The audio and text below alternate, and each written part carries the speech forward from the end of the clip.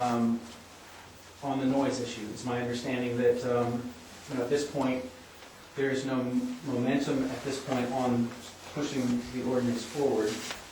And we think it's a shame, and would recommend that the town board and the planning board finish their work and finish the ordinance. The second thing I'd like to talk about is the noise. The noise issue is complicated. There are lots of opinions, and there are lots of complex technical issues regarding the way you measure noise, the proper limits, and other issues like that. What we wanted to make clear in this document that I sent around was that there is a trade-off between the noise limits and the economic benefits to the town. It's a clear trade-off, and what we did is we developed a number of arrays. We developed an array that met a 50 decibel limit at property lines. We developed another one that met 48 decibels at property lines, 47 decibels at property lines, and 42 decibels at property lines. So we created these arrays the best we could, and then we calculated how big they were. And what we ended up with was, the 50 decibel was 124 megawatts. The best we could do with the 48 decibel was 104 megawatts. The 47 decibel was a 97 megawatt array. And the 42 decibel was a 36 megawatt array. That's as good as we can do. The economic benefits that we calculated came into kind of three categories. You've got pilot revenues that we know pretty accurately because of the Blue Island pilot. The pilot that Jefferson County comes out with, the uniform tax exempt policy, is likely to be slightly different, but fairly close to that. You've got landowner revenues that we feel pretty comfortable calculating based upon our agreements on wind easements, transmission easements, and good neighbor agreements. And then you've got construction and operations revenues. These are benefits like construction jobs, operations jobs, construction contracts, and other revenues that would accrue to the local community because of construction activities. So, all in all, you take those, for each of those four scenarios, and we calculated that for the 124 megawatt array, approximately $86 million would accrue to the local community over 22 years. That's 2 years of construction and 20 years of operations. $86 million. Glad to talk about where those came from. We used the pilot revenues from the Blue Island pilot. And for the construction and operations jobs, we used NYSERDA's report on major impacts of utility-scale wind farms in New York. So we felt like the numbers are fairly conservative, and we developed those for a 20-year period. You end up with $86 million for the 50 decibel array. For the 48 decibel, it drops to $73 million in local benefits. For the 47 decibel at property lines, it drops to $68 million. And for the 42 decibel, if it were ever built, there would be $27 million in local economic benefits. But the reality is that would never get built because it would be 20 turbines, and it's not economical for us to build any project under approximately 100 megawatts. And that's just a fact from our internal analysis. So that's the point of, that was the analysis that I presented. The point here is that we believe the town should really think carefully about the economic benefits when they're making decisions on the wind ordinance. That's setbacks and that's noise limits. There are direct relationships between the restrictions you place and the size of the project.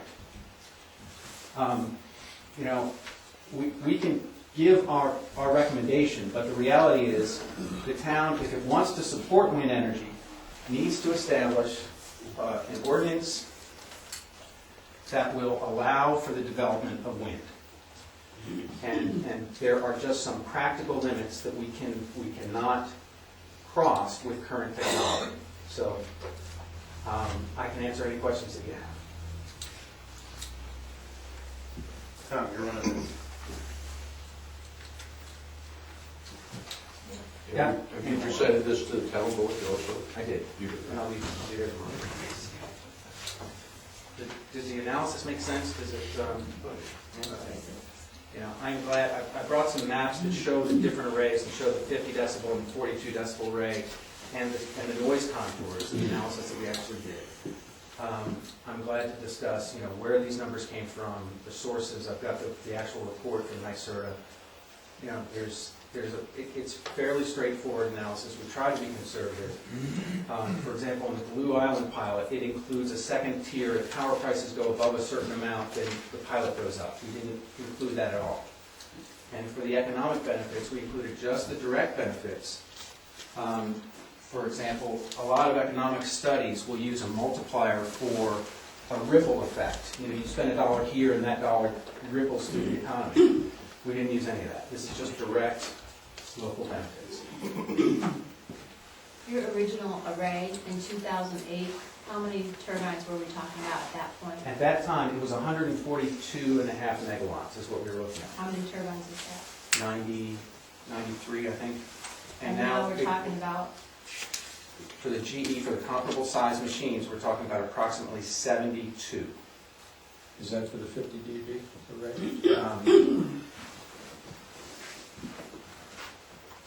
I'm sorry. Let me be clear on this, because this analysis was using Vestas machines.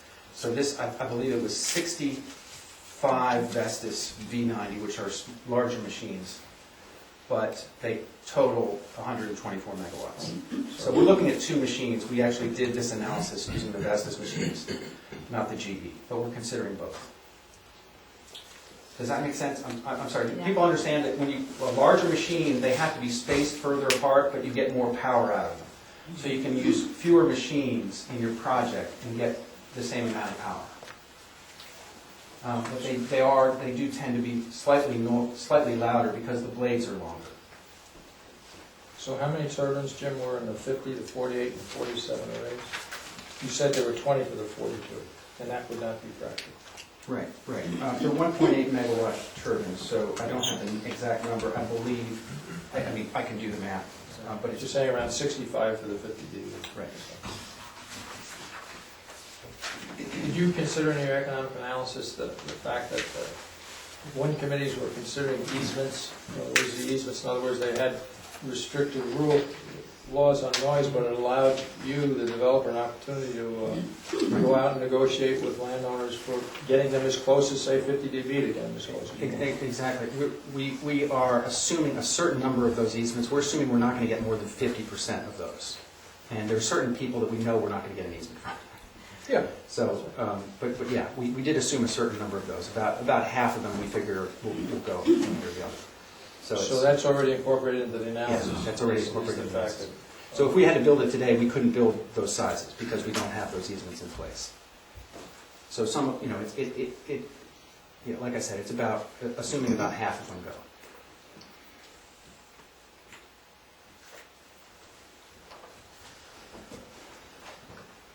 Anything else?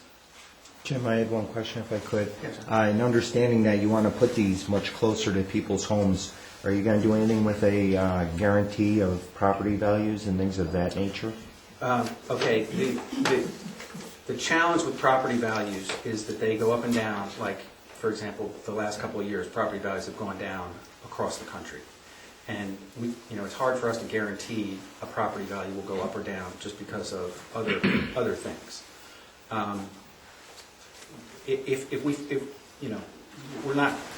We honestly believe that there is not going to be a significant impact because there are some extensive studies nationwide that show that property values are not impacted negatively by wind farms. But that's a challenge. It's hard to say we're going to guarantee everybody in Cape Vincent that their land won't sell for the same amount for any reason. Okay, we have other things to do.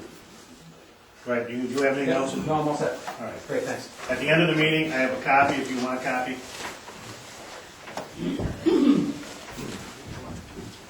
But if I give it out now, you won't pay attention to public hearing. That is it for wind tonight, in case you want to leave. The rest of it is we have some public hearings.